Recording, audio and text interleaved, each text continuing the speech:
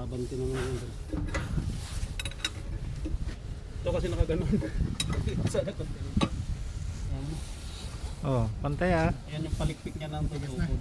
Yeah, dito na. Dito. Taba naman.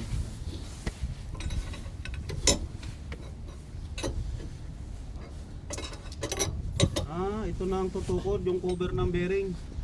Yan ang tutukod dyan sa may cover naman sa dito. Sige, buo naman. Oh. Hindi pala rotor ang tutukod. Kapal naman yan yung cover ng bearing.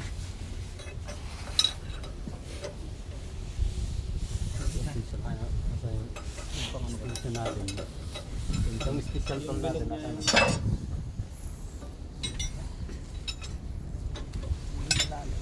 Ano, may tubo doon na, no, mahaba. Kailan may stand? Nilagay ko, ayun, yan. Kasya kaya yun? Yan. Hindi yung ano. Nasaan? Yan. Ano sa mabilya?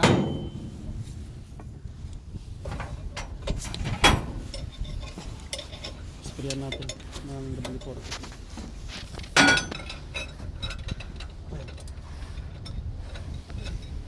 Patulong nga ako dito sa pit. Punta ka dyan? Dito sa pit. Sprayan natin ng W4 yung shop. Pantay ba? Pantay yung buka. Baka malaki na ito sila. Maliit sa kanya. Umisa natin. Sige. Dito? Sige. Nahuli ka din.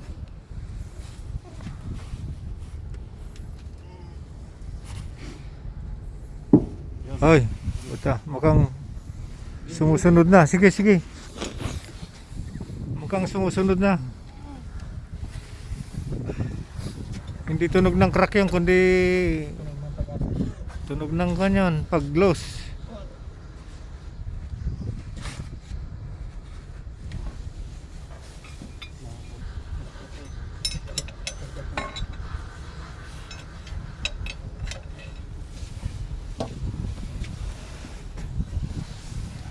Yan mo, kumparas ng laki dito.